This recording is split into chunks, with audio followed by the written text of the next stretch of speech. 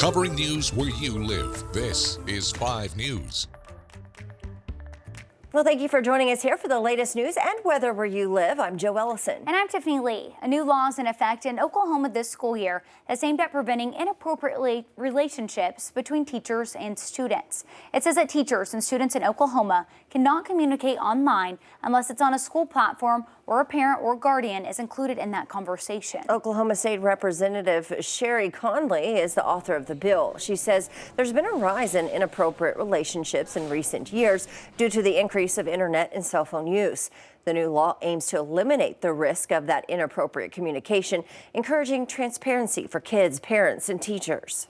It's one of those situations that you don't really realize how many of the reports there are until you start putting them all together. People just don't think that these kinds of things happen in schools. And so when you start talking about putting this in place, some people are like, oh yeah, that makes absolute sense. But then others, when you talk to law enforcement and DAs and judges and that sort of thing, and they're like, oh, this was a long time coming. This needed to happen a long time ago. Before this school year began, Conley says that teachers were trained and made aware of this new practice.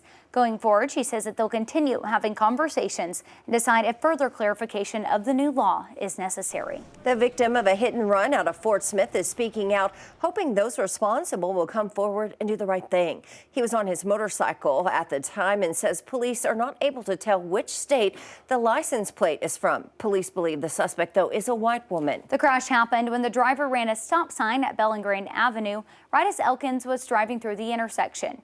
That caused the SUV to clip his saddlebag, causing him to crash. Elkins says that he's grateful to be alive. I had to put pins all the way through from my ankle up to my knee to keep the bone together because it was in pretty rough shape. Also, my LCL is stretched but will heal on its own. My clavicle and shoulder are both broken, and I have to return in 10 weeks after I have this splint removed to have my ankle redone as well. Well, police are asking body shops to be on the lookout for a Chevrolet SUV with damage to the headlights. Before we get to more of today's headlines, let's check in with Zach with a look at your forecast.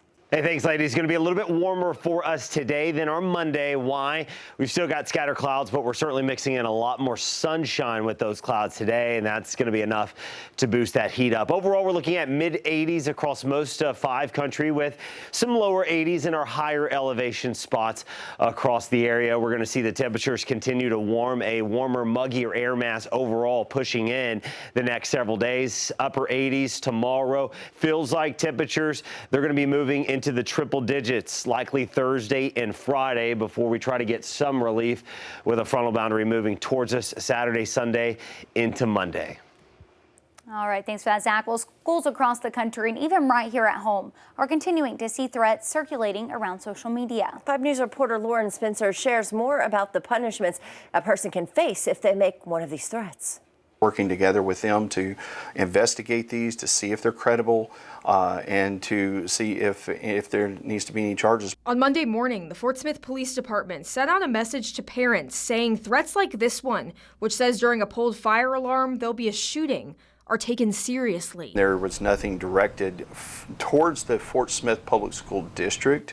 It was a general threat. Chief Eric Huber for the Fort Smith Public Schools Police Department says they always take necessary precautions and their schools are designed to combat this. With secure vestibules, having our schools completely logged at all times, it's an increased police presence, the utilization of our artificial intelligence on our camera systems as well for our weapons detection systems. We will prosecute them to the full extent. That's something Crawford County prosecuting attorney Kevin Holmes knows. He says even if that threat is fake or just a joke, they're going to investigate and take action, which kids and teens need to take seriously. Anytime there's a juvenile that's involved with a threat or with a gun, they have to see a judge in Crawford County. If it's less than 14, they were going to stay in the juvenile system, and so they're going to be on juvenile probation. They're going to have to take classes. For a misdemeanor. If it's a misdemeanor, it's up to a year in the county jail or a $2,500 fine. Or a terroristic threat felony. At age 16, any felony that's committed, they can be charged as an adult. So on a terroristic threat, that's a D felony.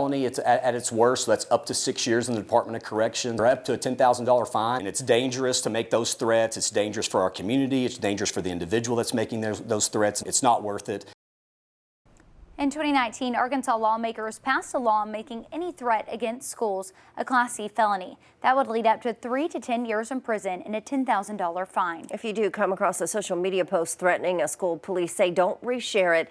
Bring it to the attention of law enforcement. Thank you so much for joining us today for the latest news and weather where you live. Catch up with us again tomorrow right here for more. Have a great day.